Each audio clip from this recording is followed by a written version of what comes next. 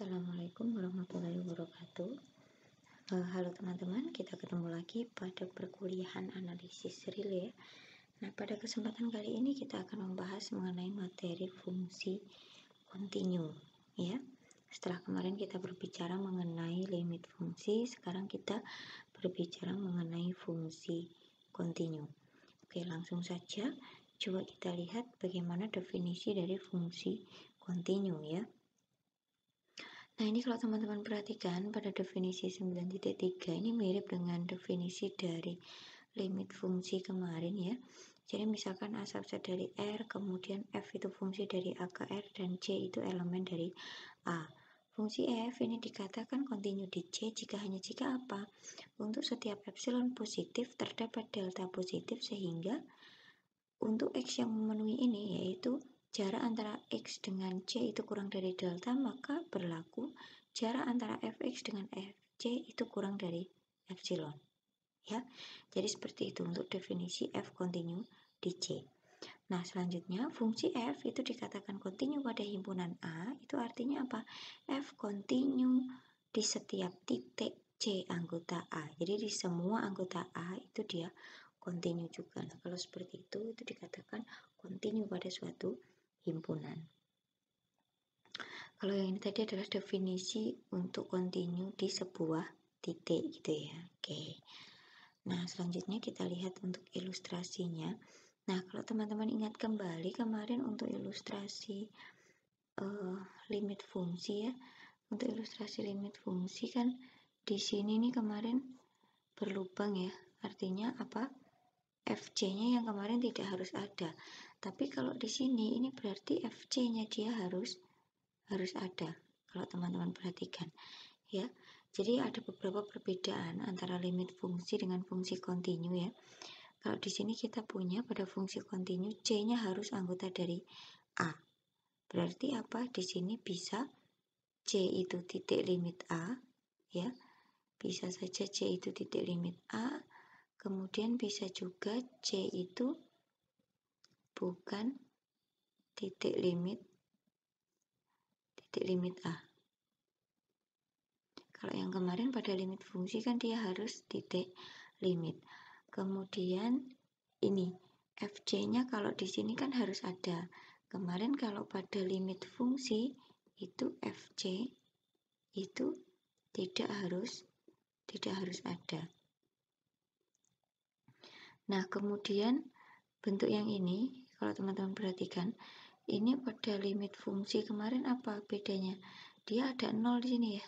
Berarti X min C kurang dari delta.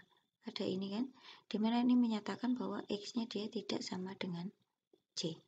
Seperti itu kan. Tapi kalau di sini X sama dengan C, pada fungsi kontinu X sama dengan C itu juga dibahas. Ya. Jadi seperti itu. Itu kurang lebih terkait tentang perbedaan antara limit fungsi dengan fungsi kontinu ya teman-teman. Nah, sekarang coba kita lanjutkan. Nah, di sini ada teorema 9.2. Misalkan saya punya A itu subset dari R, kemudian F fungsi dari A ke R, C-nya sendiri anggota dari A. Nah, di sini bila C itu titik limit A, maka kedua pernyataan berikut ekuivalen. Apa itu? Yang pertama itu adalah F kontinu di C, kemudian yang kedua limit fungsi Fx untuk X mendekati C dia sama dengan Fc. Nah, ini karena dia menyatakan ekuivalensi ya, berarti kita nanti buktinya dua arah. Nah, sebelumnya kita coba bentuk gitu ya, kita coba konstruksi gitu.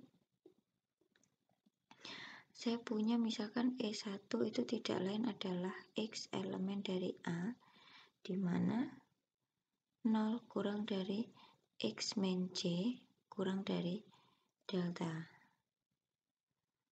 Sebentar.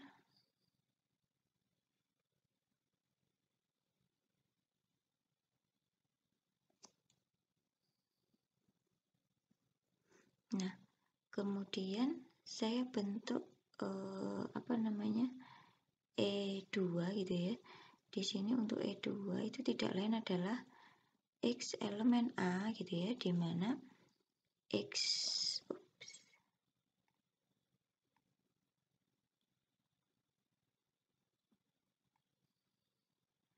di mana X min C gitu ya, itu kurang dari delta. Begini.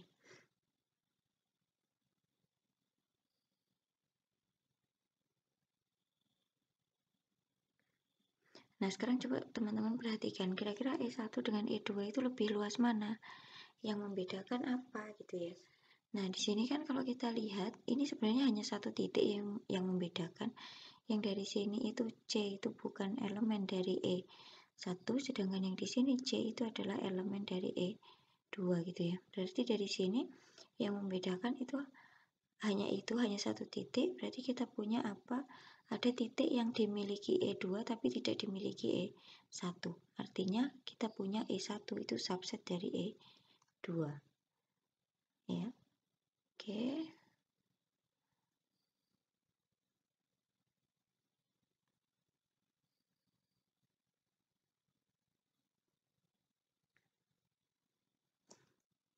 Coba saya benarkan dulu. Nah, begini. Nah, selanjutnya kita coba buktikan ya. Nah, ini misalkan kita mulai dari arah kiri ke kanan gitu ya. Berarti diketahui apa? Diketahui F continue di C gitu misalkan. F continue di C artinya apa? Berdasarkan definisi ya, kalau F continue di C kan dia mengambil bentuk X yang berada di E2 ya. Nah, berarti karena dia F continue, untuk X yang memenuhi kondisi E2, kita punya apa? Fx1 dikurangi, Fx gitu ya. Fx dikurangi Fc, itu dia kurang dari epsilon gitu ya. Nah, selanjutnya kan kita mau membuktikan ke bentuk limit ya, berarti kita amati bagaimana untuk X yang berada di dalam E2 gitu ya. Nah, di sini untuk X yang berada, E1 maksudnya. X berada di dalam E1, kemudian tadi kita punya E1 itu adalah subset dari E2 gitu ya.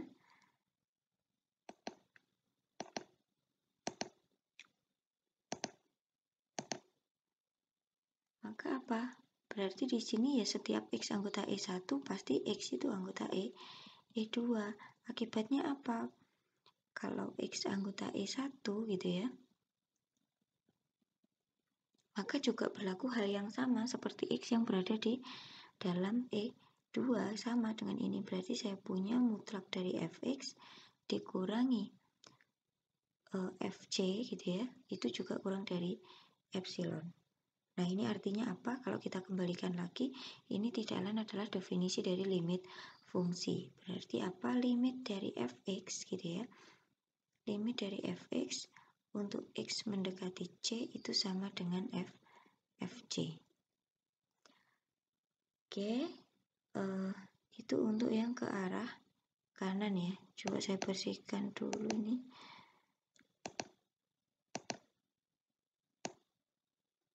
Nah, selanjutnya bagaimana untuk yang ke arah kiri? Berarti yang diketahui adalah limit dari Fx gitu ya, untuk X mendekati C itu sama dengan Fc.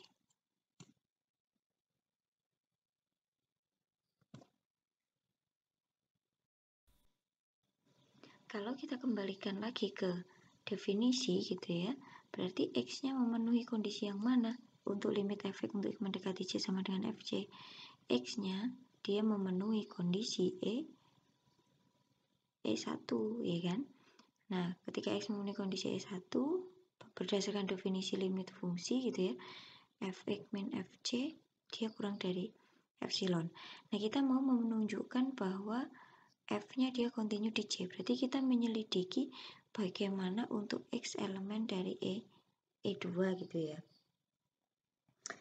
Nah, di sini kan karena karena E1 itu subset dari E2 gitu ya, berarti untuk X elemen E2 itu kan ada dua kemungkinan.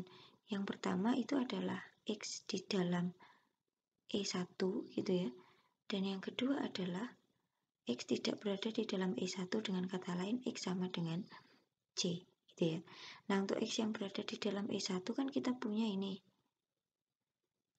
Fx min Fc gitu ya, dia kurang dari epsilon. Sebentar.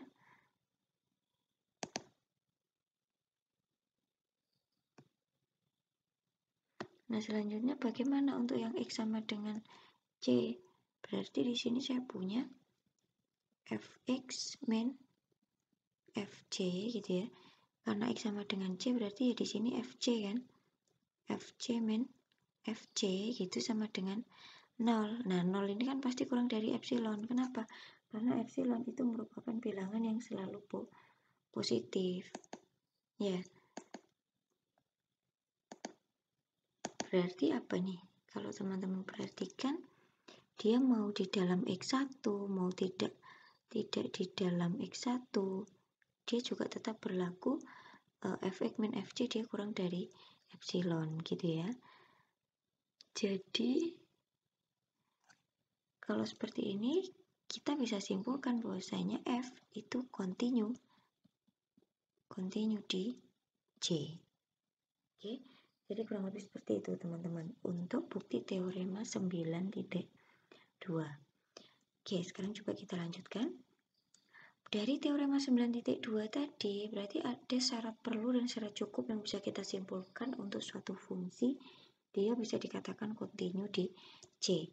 Nah, yang pertama apa? Nilai fungsinya ada, atau Fc-nya dia ada. Kemudian yang kedua, nilai limitnya ada, atau limit Fx untuk X mendekati C dia ada. Kemudian yang ketiga, setelah keduanya tadi ada, yang ketiga ini disyaratkan mereka nilainya sama. Jadi limit Fx untuk X mendekati C dia sama dengan Fc ya.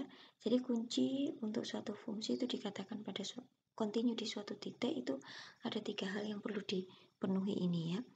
Oke, sekarang coba kita lanjutkan. Nah, di sini coba perhatikan contoh 9.3 ya. Nah, misal di sini diberikan suatu fungsi konstan gitu ya. Fungsinya adalah Fx sama dengan B. Kita diminta membuktikan bahwa untuk sembarang C elemen R itu dia kontinu. Nah, kita manfaatkan syarat perlu dan syarat cukup tadi ya. Nah, ini kita lihat. Nah, kalau Fx-nya gitu ya, Fx-nya ini sama dengan B gitu ya untuk setiap X di dalam R. Berarti dari sini Fc-nya berapa? Fc-nya juga tetap B karena dia konstan ya. Nah, padahal kemarin pada saat pertemuan limit fungsi kita sudah membahas bahwa limit dari Fx-nya untuk X mendekati C dia juga bernilai B ya karena dia fungsinya konstan. Nah, berarti kalau seperti ini karena ini sama ya, berarti limit dari Fx gitu ya untuk X mendekati C dia sama dengan Fc. Dengan kata lain apa? Dia kontinu di C. Oke. Nah, sekarang coba kita lanjutkan. Nah, di sini buktikan untuk sembarang C elemen R Fx itu sama dengan Ax, dia kontinu di C. Ini sama kasusnya dengan yang tadi. Coba kita lihat buktinya. Nah, di sini berarti ketika saya punya Fx itu adalah alpha X gitu ya, untuk setiap X bilangan real, berarti saya punya Fc-nya apa di sini? Fc-nya adalah alpha C. Nah, kemarin kita sudah pernah membuktikan juga untuk kasus ini ya, untuk X mendekati C. Nanti teman-teman bisa cek lagi bahwa nilai limitnya itu tidak lain adalah alpha C. Nah, berarti di sini sama bahwasanya limit Fx gitu ya, untuk X mendekati C, ini Fx sama dengan Fc. Nah, dengan kata lain dia kontinu di C. Oke. Nah, selanjutnya, nah ini ada contoh fungsinya adalah fungsi kuadrat gitu ya. fx sama dengan x kuadrat, kita diminta membuktikan bahwa fungsinya dia di sini kontinu ya. Dia kontinu pada R. Nah, berarti di sini kita coba ambil dulu sembarang C gitu ya. Diambil sebarang C di dalam R. Nah, coba kita perhatikan. Di sini mutlak fx min fc. Ya. Mutlak fx min fc berarti di sini tidak lain adalah x kuadrat min c kuadrat gitu ya.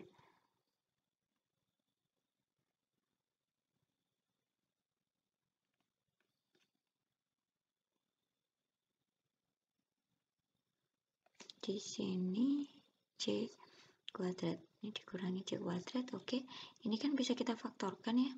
Di sini ada x plus c, kemudian di sini ada x min c gitu.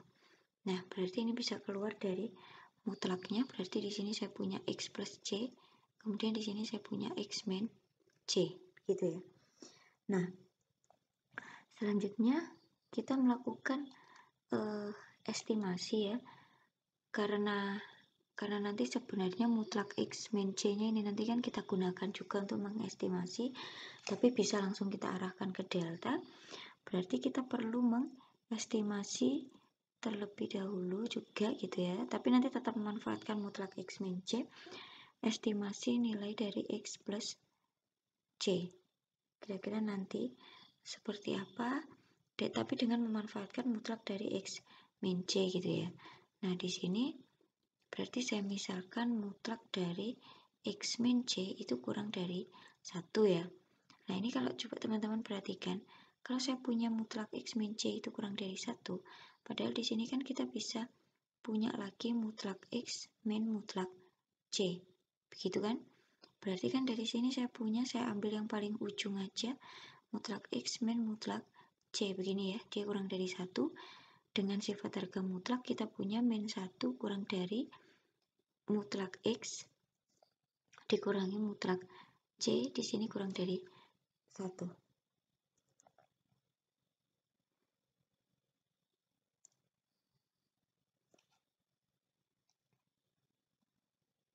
Nah, ini coba saya ambil yang paling kanan. Berarti di sini saya punya nanti mutlak x itu akan kurang dari mutlak c plus 1.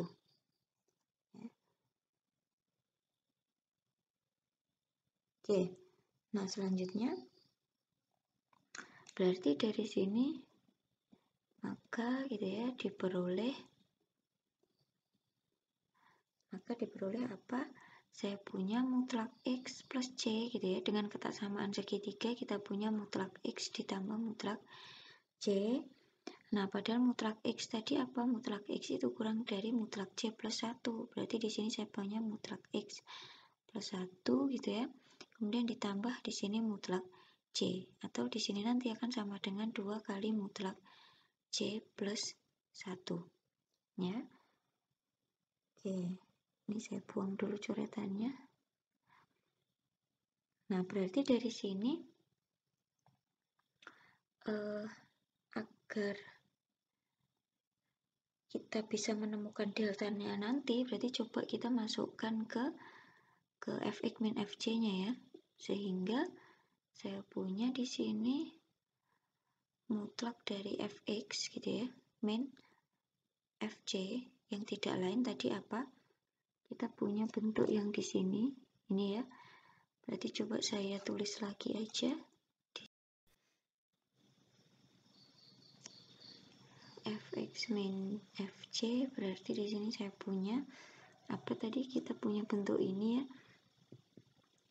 Berarti di sini saya punya x plus c gitu ya. Di sini x min c. Nah, di sini kan dia kurang dari x plus c-nya tadi kan kurang dari 2 kali mutlak c plus 1 gitu ya. Kemudian dikalikan dengan mutlak x min c. Nah, ini misal kita kasih persamaan bintang gitu ya. Nah, selanjutnya agar persamaan bintang ini nanti dia kurang dari epsilon gitu ya, maka apa? Berarti si siapa ininya X min C nya harus kurang dari epsilon, ini harus kurang dari epsilon per 2 kali mutlak C plus 1 gitu ya. Kenapa? Agar ini nanti dia kurang dari epsilon. Nah, akhirnya di sini kita punya dua syarat untuk atau dua batas untuk X min C, satu kurang dari 1, yang satunya kurang dari epsilon per 2C plus 1. Nah, agar dua-duanya berlaku, berarti kita bisa mengambil deltanya itu tidak lain adalah minimum dari siapa? 1 dan epsilon per 2 kali mutlak C plus 1 gitu ya. Sehingga nanti sehingga untuk X yang berada dalam kondisi ini kurang dari delta itu berlaku semuanya, yaitu fx min fc itu kurang dari epsilon. Nah, dengan kata lain gitu ya, dengan kata lain itu limit dari fx gitu ya untuk x mendekati c itu sama dengan fc ya. Lah ini limit fx sama dengan fc ini tidak lain adalah f continue di c. Oke, jadi kurang lebih seperti itu teman-teman untuk pembuktian dari teorema ini ya. Coba saya rapikan dulu, fc di sini continue ya, continue di c. Oke, itu ya, itu bukti kalau fungsi kuadrat x kuadrat itu dia continue pada R. Oke, sekarang coba kita lanjutkan. Nah, di sini berkaitan dengan konsep continue gitu ya. Coba teman-teman perhatikan untuk fungsi fx sama dengan x kuadrat min 1 dibagi x min 1. Ini tentu x-nya tidak sama dengan 1. Jelas ya, fungsi ini dia tidak continue di x sama dengan 1. Kenapa? F1-nya dia tidak ada. Ya kan? Nah, di sini F1 dia tidak ada. Nah, akan tetapi fungsi ini dapat diperluas menjadi fungsi yang continue gitu ya. Gimana? Syaratnya apa? Nah, coba kita perhatikan bagaimana limit dari x kuadrat min 1 untuk x min 1 ketika x mendekati 1 ya. Ini kan kalau kita hitung jadinya berapa ini? Ini kan kita faktorkan bisa menjadi x min plus 1 x min 1 gitu ya. Di sini x min 1, di sini x mendekati 1 gitu ya. Berarti di sini nanti akan tinggal limit dari x plus 1 gini ya, untuk x mendekati 1. Nah, tidak lain ini nilainya adalah 2. Berarti limitnya dia ada. Nah, meskipun f1-nya tidak ada, tapi ketika limitnya ada, f itu bisa diperluas ya, teman-teman. Jadi notasinya ada f tilde gitu, dimana dia dapat diperluas dengan bentuk seperti ini. Dia akan bernilai x kuadrat min 1 per x min 1 ini untuk x yang tidak sama dengan 1 gitu ya. Tapi dia akan bernilai 2 ketika apa? Ketika x-nya sama dengan 1. Nah, itu jadi syaratnya adalah limitnya dia harus ada meskipun f1-nya dia tidak ada agar fungsinya bisa diperluas. Oke. Jadi itu teman-teman untuk contoh 9.6 ya. Nah, sekarang coba kita lanjutkan. Kalau kemarin kita sudah mengenal ada kriteria barisan untuk fungsi kontinu ya. Nah, di sini kita juga punya kemarin kriteria barisan untuk limit fungsi ya. Sekarang kita punya kriteria barisan untuk fungsi kontinu. Nah, di sini misalkan f itu fungsi dari a ke r gitu ya. Kemudian c-nya itu elemen a, maka kedua pernyataan berikut dia ekuivalen. Yang pertama f itu continue di C, kemudian yang kedua untuk setiap barisan xn di dalam A gitu ya, yang konvergen ke C, maka barisan fungsinya, barisan fxn-nya dia konvergen ke fj. Nah, ini misalkan saya tuliskan dengan bahasa matematikanya gitu ya. Berarti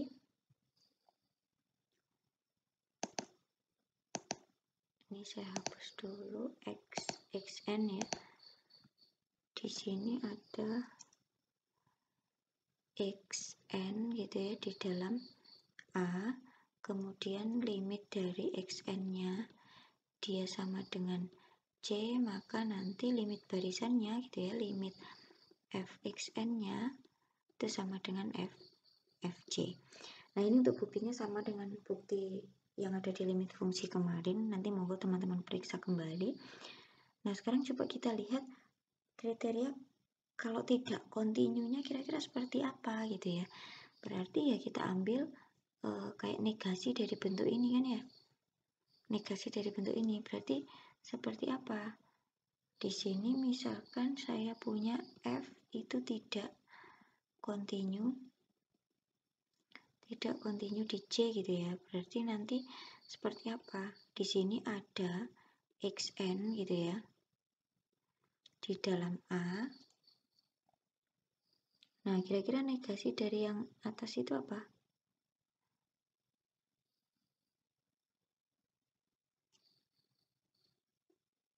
Negasi dari bentuk yang atas tadi. Berarti ada xn di dalam A, kemudian limit dari xn-nya itu juga sama dengan C, tapi apa? Tapi limit dari fxn gitu ya. Fxn itu tidak sama dengan fj. Nah, nanti kita bisa manfaatkan bentuk ini untuk mendeteksi apakah dia kontinu atau tidak gitu ya. Oke, sekarang coba kita lanjutkan. Nah, ini contoh 9.10, ini berisi beberapa fungsi yang tidak kontinu. Nah, di sini fungsi f(x)-nya dia sama dengan 1/x, itu dia tidak kontinu di x sama dengan 0. Sebab apa? Ada dua syaratnya dia sudah tidak terpenuhi gitu ya. Ada nilai fungsinya tidak ada, karena nanti 1/0 ya, 1/0 tidak ada, kemudian nilai limitnya juga tidak ada. Limit dari 1/x untuk x mendekati 0 dia juga tidak ada. Berarti jelas fungsi 1/x ini dia tidak kontinu di x sama dengan 0. Kemudian yang kedua, di sini ada fungsi signum x ya. Masih ingat teman-teman fungsi signum? Coba saya tuliskan lagi, signum x ya. Dia akan bernilai 1 ketika x-nya positif, bernilai 0 ketika x-nya sama dengan 0, dan bernilai min 1 ketika x-nya dia negatif. Nah, fungsi yang seperti ini dia tidak kontinu di C. Sebab apa? Sebab nilai limitnya tidak ada. Meskipun nilai fungsinya ada yaitu 0 ini ya, tapi nilai limitnya dia tidak ada. Kalau kasusnya seperti ini berarti dia juga tidak kontinu. Oke, selanjutnya di sini misal diberikan fungsi Dirichlet gitu ya. Fungsi Dirichlet itu seperti apa? Nah, ini dia bernilai 1 gitu ya untuk x-nya bilangan rasional dan bernilai 0 ketika x-nya bilangan irasional. Nah, ini merupakan fungsi yang tidak kontinu. Dia tidak kontinunya di mana-mana bahkan. Berarti sembarang kita mengambil titik C gitu ya, dia pasti tidak akan kontinu. Nah, coba kita lihat buktinya. Nah, di sini diambil sebarang C di dalam R gitu ya. Berarti kan ada dua kemungkinan ya. Yang pertama C-nya itu bilangan rasional. Kalau C bilangan rasional berarti Fc-nya berapa? Fc-nya, nah ini dilihat ketika X-nya rasional nilai F ini adalah 1. Berarti Fc-nya dia 1. Oke.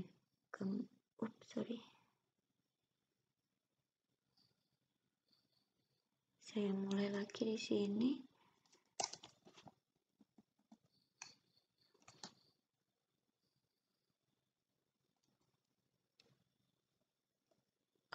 Di sini tadi apa? Diambil sembarang C gitu ya. Diambil sebarang C bilangan real gitu ya. Berarti ada dua kemungkinan. Yang pertama C itu adalah bilangan rasional. Nah, kalau seperti ini berarti Fc nanti dia akan sama dengan 1. Ya, ini tadi bilangan rasional. Oke.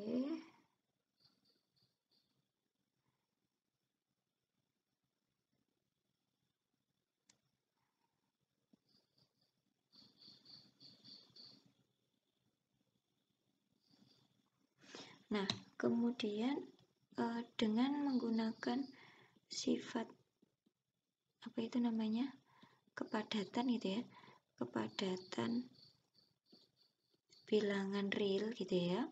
Dengan memanfaatkan sifat kepadatan bilangan real, maka kita akan selalu bisa menemukan barisan Xn, di mana ini merupakan barisan bilangan irasional gitu ya, di mana barisan ini semakin lama semakin mendekati C, limit Xn nya sama dengan C. Tapi kalau teman-teman perhatikan Fxn nya gitu ya, karena Xn nya tadi bilangan irasional, berarti Fxn nya dia semakin lama semakin mendekati 0. Nah, ternyata yang di satu sisi dia mendekati 0 Fxn nya, kemudian Fc nya dia 1.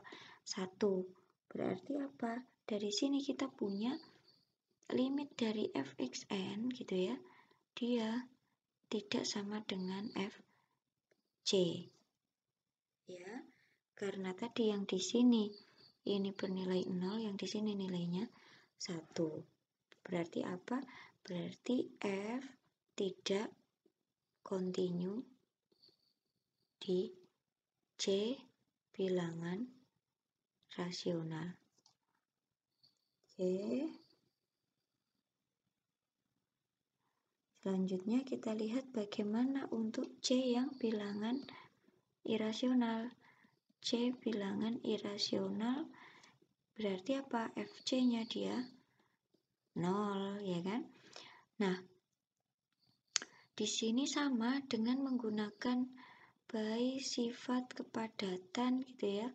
Bilangan real berarti apa? Terdapat Xn gitu ya. Dia di dalam barisan bilangan rasional di sini ya, dimana barisan itu semakin lama dia semakin mendekati C gitu ya. Tapi apa? Tapi Fxn-nya gitu, Fxn dia semakin lama semakin mendekati apa? Karena Xn-nya bilangan rasional, berarti Fxn-nya semakin mendekati 1. Nah, berarti dari sini